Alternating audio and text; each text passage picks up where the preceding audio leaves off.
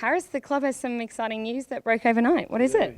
Finally reached 20,000 members for the first time before Christmas in over 10 years. So it's a really great achievement, and obviously the fans and the members have got behind us after an exciting year last year, and it's great to see the numbers get along and hopefully see them at the Gabba next year, which is good. Obviously very important this morning, all the boys rocking up in their Christmas gear. Talk us through that. Well, we've sort of continued on from last year a little bit. We used to do the Friday dress-ups before some home games, so thought it was a really good opportunity to get that kick-started for next season, and the boys came in all sorts of Christmas attire. A few boys came as presents, so they're all wrapped up, had the gift wrapping, and then you had a lot of Santas, a couple of elves and that sort of thing. So it's all just a bit of good fun to, I guess, finish off a good year and get ready for the Christmas break. What was your choice?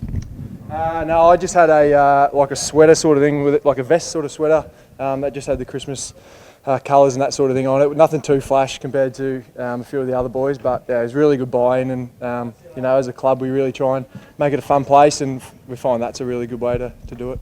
You get into the Christmas spirit, but you can't really get into the Christmas spirit, the real Christmas spirit, when it comes around, can you? Nah, correct. It's it's important to do your program and all that sort of thing during the Christmas break, and boys have had a really solid training block up until Christmas now, and no doubt they'll have some good time away with family and friends and mentally refresh and get ready to come back for a really big 2020.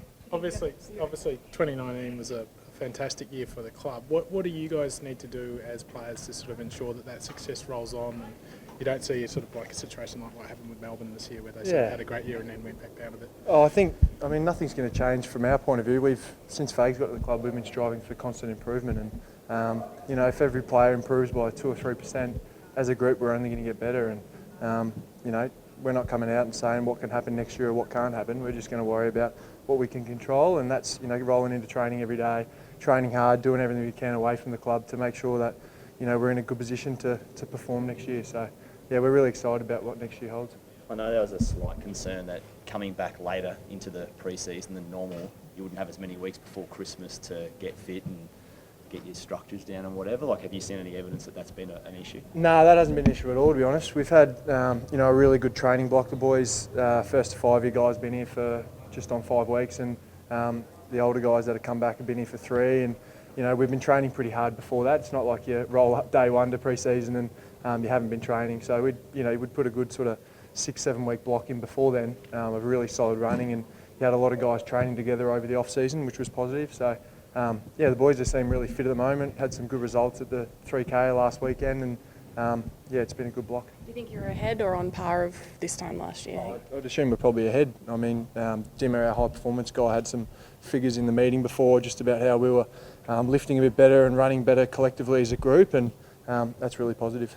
How much does the success on field sort of make it a bit easier to come back for pre-season and get up for all the hard work you've got to do for the season ahead? Yeah, I don't think success on the field. I mean, we didn't really achieve too much last year. Like, obviously the ultimate goal is to win a premiership, and we weren't able to do that. So, there's a real hunger within the group to make sure that we come back better and are in good shape when we came to the start of pre-season, and no doubt that'll go through the Christmas break and into the new year. Is that self-driven from you guys, or do you need a bit of a kick from the coaches? Or you reckon there's a different... I think it's really self-driven, to be honest.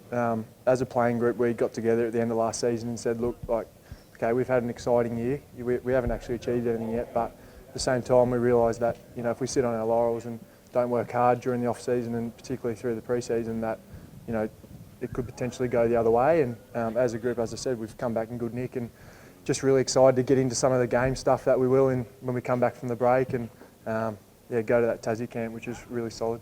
Do you feel the fight for spots out there at the moment because the competition's pretty tight in a few parts of the ground? Or do you think absolutely, yeah, and that's just great for the footy club in general, isn't it? I mean, if you have a number of guys fighting for that one position, it's only going to push each other to get better and better, and competition's going to be hot for spots, and no doubt a couple of weeks when they do start sort of naming teams and that after Chrissy, some boys will be disappointed, but at the same time that's only going to push them harder, and they'll be better for it. Can I get your reaction to Alex Rent's retirement this morning? Yeah, I only just heard about it before. Obviously, he's had such an awesome career, and certainly someone that I've looked up to playing my first couple of years at footy, and I guess it's just congratulating him on such a great career. To do what he's done as a fullback, something that if I could have half the career he's had, I'd aspire to achieve that, and yeah, hope he enjoys retirement and congratulations. How do you think people will reflect on his career as a whole, do you think? I think as a footballer, he was just an ultimate competitor. He did everything he could to win. And I remember last year when he did his knee in round 1 against Carlton. You know, I imagine, I've never been through it, but I imagine doing your knee would be quite a trauma, I guess, activity to do. And the way he handled himself after the game, I think Channel 7 might have interviewed him, and he held himself really well. And that's something I really admired, the way he went about it. He wasn't sort of sooking it up or anything. He was just ready to crack into his rehab. And yeah, it's just a credit to him as a person. He's been the benchmark in your position, Harris, for a while. Did you study him, watch stuff on him? Did you take anything from what Yeah, he's done? I certainly did. My first few years, and even now, I sort of, during the pre-season, find time to watch some of his stuff. And I find that, for me personally, that's the best way to learn. If you can take little bits of, you know, other people's games, works really well. So, yeah, he's had an awesome career.